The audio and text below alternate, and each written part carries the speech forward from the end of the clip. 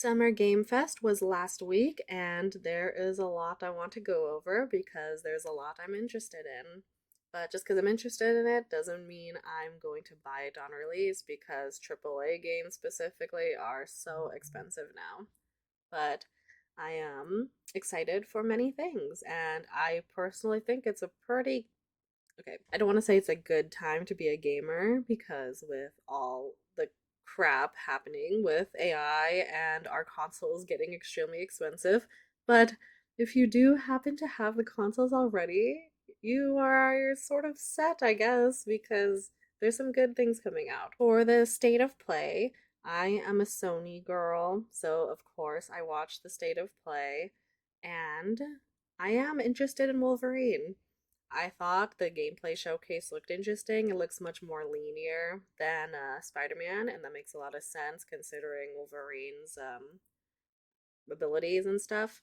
But I don't like how Jean Grey looks. I feel like she has, I don't know what the term is. I feel like there is a term for it, but to me, I feel like she has Unreal Engine 5 face, if that makes sense. If you get what I'm saying, please let me know. I'm also really interested in Bancho the Chef, actually. I didn't know that this was a prequel to Dave the Diver at first because I haven't played Dave the Diver yet, but I am excited to look into that because that game looks very unique and I like the style of it. Silent Hill Townfall looks really good. I'm just too scared to play it. Maybe one day. I have Silent Hill F and I still haven't played that yet. Control Resonant is something I am very interested in. I just haven't played original Control, so I don't have any reason to get it when it comes out. Until Dawn 2, I'm also interested in because I loved the first Until Dawn. It's probably mostly nostalgia and stuff, but I am curious about Until Dawn 2. I don't know how I feel about it, but it looks intriguing, and I think playing it with friends will be very fun. Lastly, I think the highlight of this showcase, besides Wolverine, was God of War La Fey. It's not, I think I'm pronouncing that wrong. Deborah Ann Woll is in it, and I love her. I love her a lot. I've been a Karen Page stan for a while now, but I haven't played any of the God of War games, so I think it would be a little like silly to start here, even though these type of games it usually really doesn't matter where you start. But I don't know, maybe I'm talking out of my butt with that one, but I think it looks cute. I think the cube is fun. The cube looks like he'll be a little quirky companion, but we'll see if he becomes too quirky. For main Summer Game Fest, I am interested in Resident Evil Veronica, but again, I still haven't got over my fear of horror games and maybe never will, but looks cool. Will I play it? Who knows? I wrote down that I'm interested in Blood Message, but to be honest, I don't remember what that is, so I just said that it looks sick. So I'm assuming it looks sick. Stranger Than Heaven. I feel a lot of complicated feelings about Stranger Than Heaven now. I have been a fan of that studio for a couple of years now, and I don't know how I feel about the direction they've been going, even though I am a fan of Like a Dragon and Ichiban. But the stuff they've pulled with Yakuza 3, Yakuza Kiwami 3, was insane to me. And I was looking forward to that game, but I haven't tried it yet.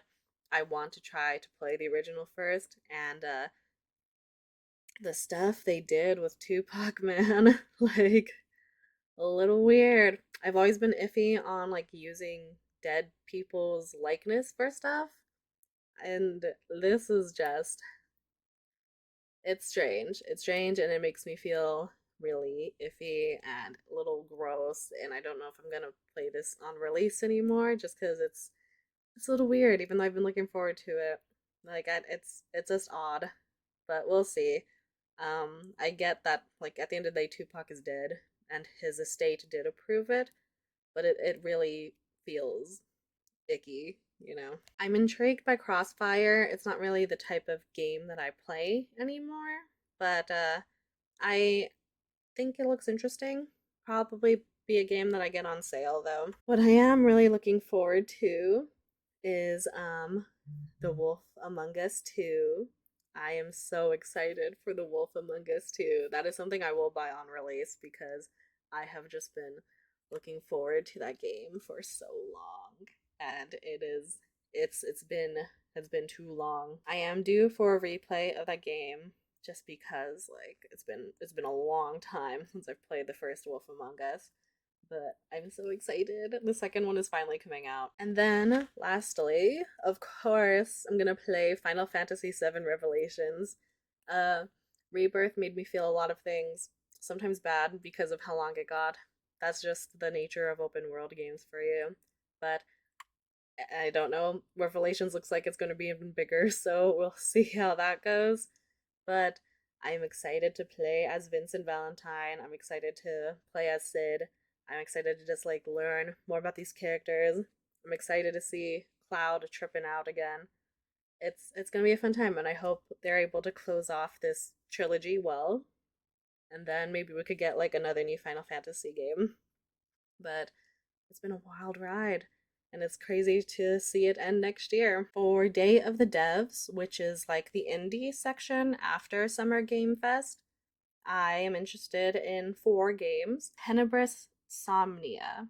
It's like a horror game mixed with like a real footage. I forgot what it's called, like FMV or something. Like, yeah, filmed motion video, something like that. But it looks intriguing. I like the style of it. The style looks fun, and I think this is a horror game that I could actually play without losing it a little bit, you know? Mr. Records just looks really cute. It looks so adorable.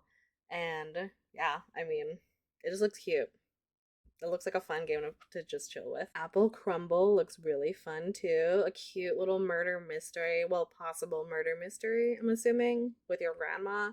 I think that'll be very fun. And like the style is very cute, so I'm interested in that. When Sirens Fall Silent is creepy, it looks dark. I think this is the same studio that did oh my gosh, I don't remember what I'm talking about. There was a lot of controversy about it. Megan something. I'll put like a photo up of like what the game I'm talking about is. But I'm assuming this game will have sort of the same vibes, like similar themes, like just a dark, gory story. Possibly insensitive, but we'll see. Like I don't know. But it looked intriguing to me, so we'll see. I hope it falls more into mystery than horror. So I don't know. I'm interested in so many horror games, but I am so bad at playing them. So I don't know why I even bother putting them on this list. Next is PC Gamer Showcase. I really like the vibes of Hack 95. Hack 95 looks pretty sick, and I like the aesthetic of it. It looks cute. Red Kiss looks super cute. Um, it's with vampires. A lot of vampire games this year, actually. I'm interested in Cassette Beast 2.0. I feel like Cassette Beast 2.0 is like the style that everyone wants from Pokemon. If they were able to make like a 8-bit style again, because it looks very cute. I still haven't played the first Cassette Beast, so I have time to do that at least. About Fishing looks great. It looks very vibey, and it's from the same developers that did Arctic Eggs, and I really enjoyed Arctic Eggs. I don't know why. I just thought it was very entertaining to cook eggs, and I don't know. I think you either love or hate that game. I thought it was very interesting, and I think this fishing game is also gonna be a fun time. And I love the PS2 art style. Is it PS2 or PS1? I don't know. Whatever retro game style they're trying to emulate, I really like it. I am really looking forward to Vampire the Masquerade Eternal Whispers. A CRPG set in the Vampire Masquerade universe sounds sick, and it's obviously inspired by Disco Elysium. If you watch the trailer, you'll see it. And you know, it's pretty obvious when any CRPG is taking inspiration from Disco Elysium. But I'm not against it. I would love a Vampire the Masquerade game set in like a CRPG. I think it's gonna be fun. Hopefully. You know, not to jinx it. I hope it's a fun take. I hope it's entertaining. I hope it's reactive. And yeah, that is one I might get on release just because I love a good CRPG. Exodus was also shown at PC Gamer Showcase, and I heard they had a longer showcase at the Future Games Showcase, but I didn't watch the Future Games Showcase, so I don't know anything about it. I don't know how I feel about Exodus. People are hyping it up to be the next Mass Effect, but I feel like that's really like high shoes to fill. And I don't know. I haven't seen anything about it that really honestly that really stands out to me in terms of like a sci-fi world. And I hope I'm proven wrong when I play it, because I am gonna play it. I mean, any game that's being like uplifted as a next Mass Effect, I am gonna check it out, and I hope that it succeeds. Because if it could get a sequel, that'd be cool. Because I don't know what's happening with that Mass Effect sequel. I mean, who really knows what's happening with BioWare anyway? I have so many games noted down for story driven games, but I don't remember what these are about, to be honest. I didn't write a lot of detailed notes. I just like the vibes. This is just going to be rapid fire names, and I will put the art on the screen because I don't remember why I was interested in some of these until I do. Burn 9 looked cool. I think I remember this one actually. It was like the special agent one, and you're like their operator, and you're trying to like help them out and go against your boss or something. This one looks cool. Catechesis is like the anime one, and with the religious boy who ends up getting possessed by a demon. That looks very fun. Servant of the Lake was like a choice driven mystery, I think.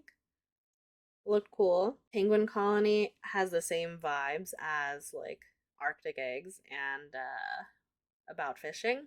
So I'm excited about that one. Detective Turner was a mystery game and that looked pretty cool too.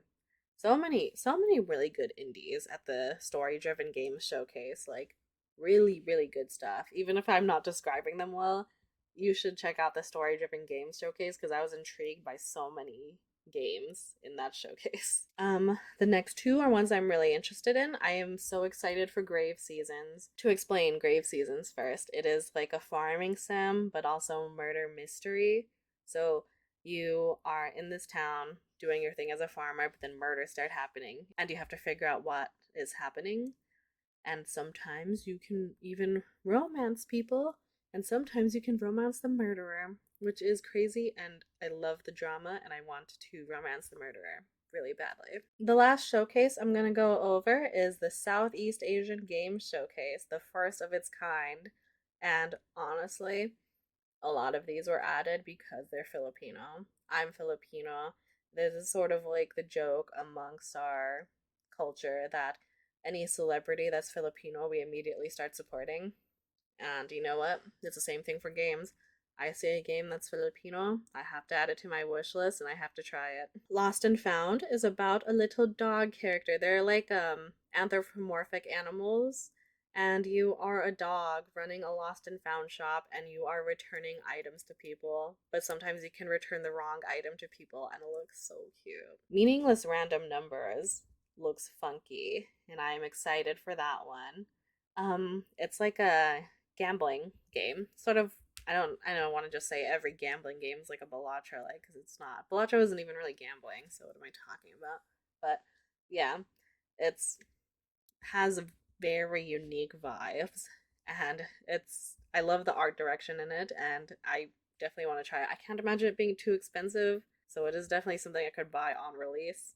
Next game is Sepakyu, and it is like a sport battler fighting game. It looks very fun. I'm actually not familiar with the game they're playing. I'm vaguely familiar. I've seen people playing it, but I've never tried it myself. But how cool. How cool to see a Filipino like pastime on the screen. Always a fun time. And then lastly for Filipino games, Until Then is getting an expansion. And I am a fraud. I said I want to support Filipino developers and I have not played this game yet, even though my brother has it. And I can easily just play it because we game share through the Steam family plan. So I'm a fraud, and It's a shame. Last game I want to go over for Southeast Asian Games Fest is Prove You're Human. Prove You're Human was also featured on, I think, the Summer Game Fest main showcase. But I'm really excited for this. A Thousand Time Resist was a good game and beautiful writing, so I'm sure the writing in this game will be fantastic as well. So the Nintendo Direct isn't technically a part of Summer Game Fest, but I'm considering it an honorary member because of how soon it happened, and I'm gonna go over some of the games that I'm interested in from that. Um, and it's the only studio where I am buying like a AAA game on release. I am really interested in Xenoblade Genesis. It looks really cool, and I really like just how the world looks. And I have been really into Xenoblade lately. Okay, that's a lie. I've only played two, and I have one. I just haven't played one yet, and I'm a little bit mad that I bought the physical edition of the first Xenoblade because of the fact they're doing upgrades to the Switch 2, and I should have known that was gonna happen. But whatever, I'll figure it out. And I still need to play Xenoblade 3, so I guess I'm interested, but I haven't been that interested to actually play them yet. I had to get my notebook out because my Nintendo notes were separate, but I am interested in the Pocopia expansion. I don't know if I'm gonna buy the DLC right away, but I do want to attempt to decorate underwater. It stresses me out a little because of I haven't really I beat the game, but I haven't built up the towns enough, and it's a little overwhelming. What I am really excited for though is Fortune's Weave. I love Fire Emblem. I am a newer, not new. I'm a newer fan in terms of like how long the games have been around. I didn't really play any of the Game Boy games. I got into it 3DS era, not 3DS era, DS era. And yeah, I am super excited, especially because we know it's related to Three Houses, and I love Three Houses. So I have been excited for this game since they announced it. I am getting the collector's edition. It's only 40. Okay, only. It was a privilege take to say it's only $40 more, but like in the grand scheme of things, if you're spending $80 on a game, because that's what it is on release, why not spend the extra bit to get the collector's edition if you want it? And Fire Emblem has some nice collector's editions, and I'm excited I get to have one finally. Because I still want to hunt down that Three Houses steelbook because it looks gorgeous. Love the art. That is the one game I am extremely excited for, and I can't wait to play. Overall, I'm pretty happy with how this year's Summer Game Fest went. There was a lot of really interesting releases being released, some safer releases, but overall, I think if you're an RPG lover, that you're gonna have a good time this next year. There's a lot of games I'm looking forward to, a lot of games I want to save for, a lot of really good indies I need to check out. I have been still slacking in the indie space, and I'm just looking forward to gaming this year despite all the crazy stuff happening in the world. But yeah, thank you for watching. If you've made it to the end, then I am going to use this bit as like a catch up section real quick. It has been a long time since I have posted anything on YouTube. Over a year, I think, or maybe a year. But yeah, I have been itching to come back for a bit, but you might notice a bit of a downgrade in quality. My camera is gone right now. It's not gone, it's just not at my house. And I have no light on my desk anymore. Instead of worrying about like the quality of the video, I just decided to record with my webcam and just say fuck it, you know. I might as well record, might as well just do something, and yeah, that's pretty much it. I don't know what I'm gonna do with this channel. I don't necessarily want to abandon it, but to be fully transparent, I cannot manage editing every week anymore. I would much rather focus on my writing because that's always what I've prioritized with my creative endeavors and stuff. And I felt like editing was taking out a lot of time from it, even though I was pretty consistent last year. I don't necessarily want that all to go to waste. because I was enjoying the little tiny community I was building with this. So who knows, I might just keep it casual. I might just continue the webcam videos. I might do more fully edited stuff. I don't know. I just need something more manageable while I do my other creative stuff. I am on a Substack. I really am enjoying writing on Substack. I try to write every week. It turns out every 2 weeks most of the time, but I am trying to sort of kick up the content creation again because because it's a good hobby, right? And it's good to put your work out there and all that stuff. I don't know where I'm going with this. Thank you for watching, and hopefully, I'll see you again. Bye.